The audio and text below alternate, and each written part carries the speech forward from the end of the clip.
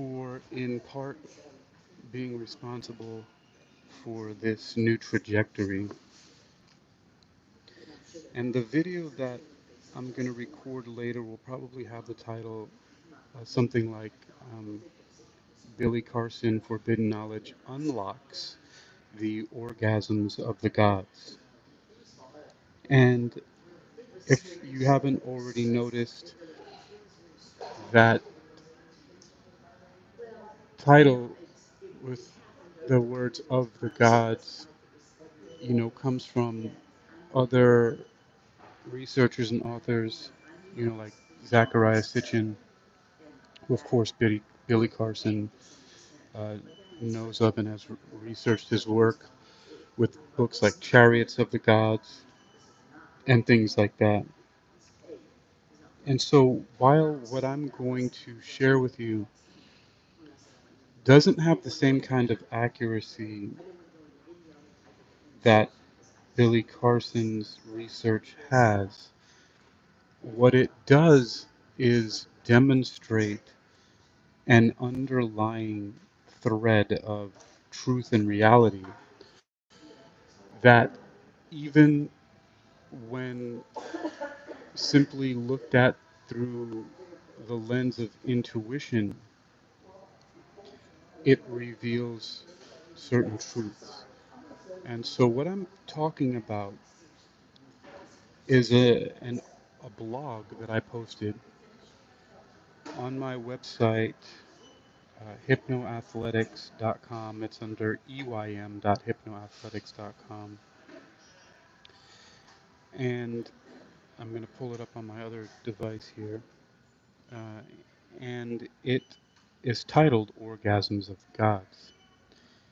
And it had some very interesting connections that are made, that because of the work that Billy Carson has done, right? So because of the work that Billy Carson has done, it has helped to clarify some things for me and bring this to light. So as you can see, this here is on my website, uym.hypnoathletics.com, and it's titled Orgasms of the Gods. And it was published on March 3rd of 2014. And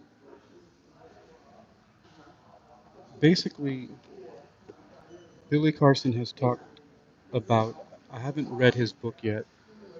I'm ordering the compendium of the Emerald Tablets.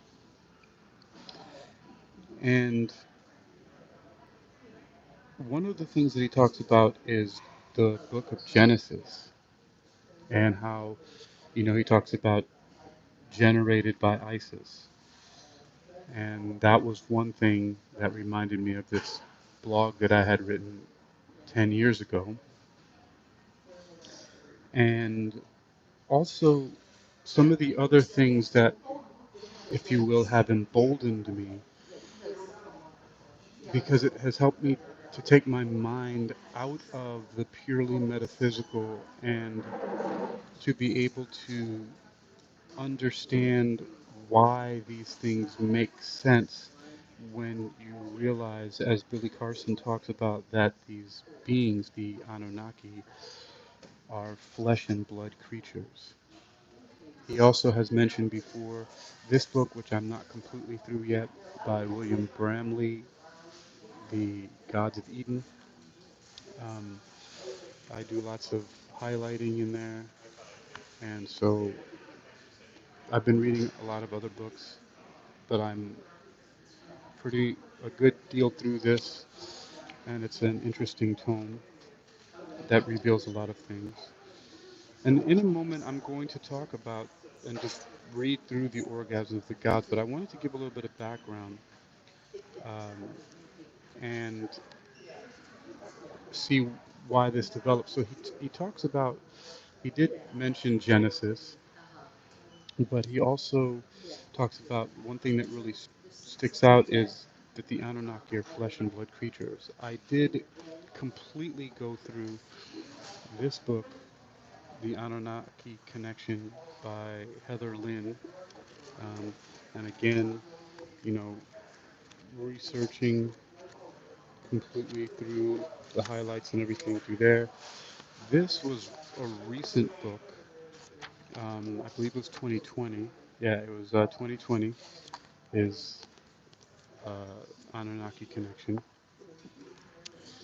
and I have several others, um, not in front of me right now. Right now, I happen to have the Cartoon Guide to Chemistry, which will be interesting in some of the later work. I've had the book for years, and this one I just got the hard copy of. I have the paperback, but I ordered the hard copy because it's such a good book that people really need to check out.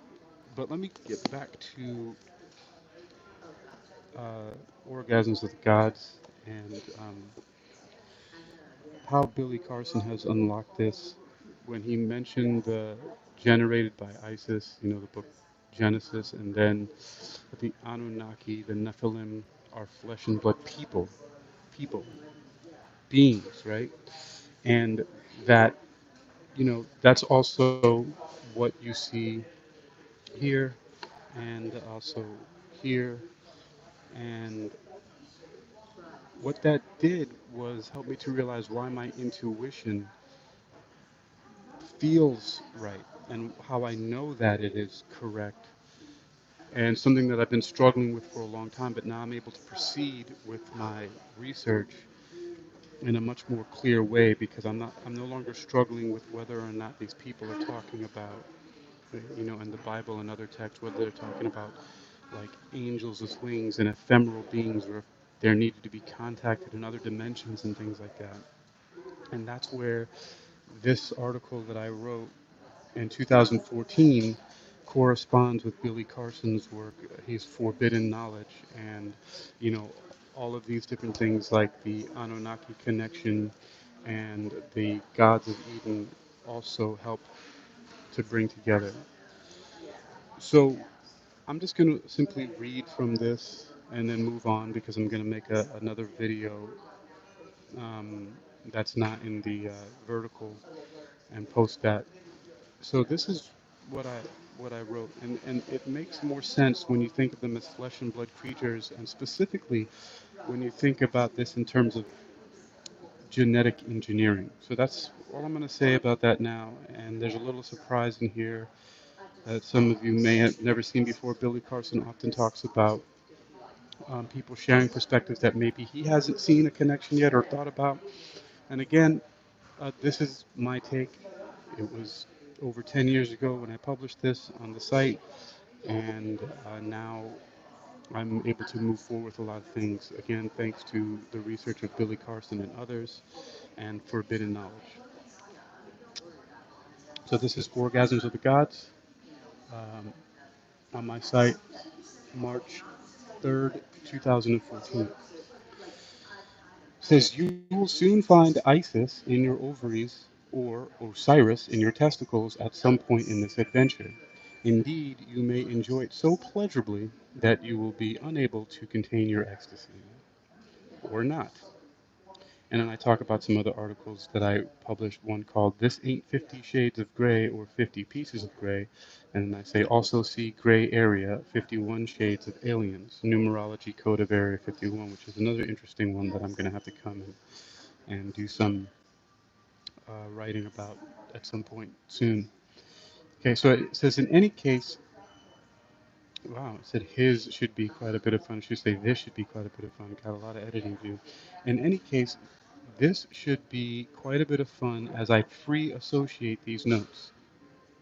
In the beginning, I once learned that Genesis was an abbreviation for the gene of Isis. So off on a trip of radical speculation I went. And I'm thinking, because it popped into my mind, that I got that from Ralph Ellis. I read one of his books called Jesus, Last of the Pharaohs, where he does an Egyptian, he has a series of books. Uh, they're called, um, it's something like the Egyptian Gospels, not necessarily, but um, that's really not that important right now. But let's just say that I believe that that kind of, and that book was published in 1998, the original, the first edition of Jesus, Last of the Pharaohs was published in 1998 by Ralph Ellis, and he's got a series of those books. And again, that goes along with God's, some interesting stuff in Gods of Eden and the Anunnaki connection. So I'll proceed with now where I'm at in my article from 2014. Um, Orgasms of the Gods. So the first book of Moses is called Genesis. I once learned that Genesis was an abbreviation for the gene of Isis. So off on a trip of radical speculation I went. Isis is the Greek name given to the Egyptian goddess Ast-Ra. So there's something where I'm speculating. I don't know if I got that from Ralph Ellis's translations of Egyptian, but Ast-Ra. And I said her name is most likely a combination of the original sun god Ra with whatever the Ast part means. Anyway, you may probably have noticed the Greeks also used the full Egyptian goddess name for the various words for star. These Greek words for star are astra, astro, asterisk, and maybe a few more. Of course, we know that Ra is the sun, and the sun is a star. Even the English word star is simply a rearranging of the letters in the word astra. Physicists Physicists tell us that all life on Earth, and in fact our entire galaxy, was born in the heart of a star through a massive supernova explosion that eventually whirled together to make worlds. This basically says that stars gave birth to life in a gigantic climax of an explosion that ejaculated the Milky Way into existence. Next section, hormones and Horus moans. So back to Genesis being the gene of Isis and Isis being Astra, we can speculate that the gene of Isis can also be rephrased as the Astra gene. And a little side note on that is when I often talk to people about this, I look at it how in different languages, for example, the noun in English um, comes after the adjectives. So, for example, if you wanted to talk about the color of a cat, you would say the black cat. Whereas, for example, in Spanish, you would say the cat black. You would say negro, gato negro, the cat black. So that's why I switched those things around, right? Because you could say, instead of saying um, the gene of Isis, you can say Isis gene, the Isis gene, right? So just like in Spanish, the the noun comes before the adjective. You can that's one of the things I believe that I've rationalized that change from. So back to Genesis being the gene of Isis and Isis being Astra. We can speculate that the gene of Isis can also be rephrased as the Astra gene. If we combine these two words, we get ostrogene or estrogen. This is how Isis is in your ovaries. Right? I know, wide speculation, but in the ideas of the Anunnaki, Nephilim, those beings being flesh and blood people, creatures, right? And genetic engineering coming into play. And then, like I said, when Billy Carson mentioned generated by ISIS, it reminded me that, yeah, I've been on that track for a while too. So thank you for that. Now the next thing goes, I do not own the following graphic. It belongs to Oster or Oster and comes from their shopping site. Now I want to turn this here and show you guys what I have on my website.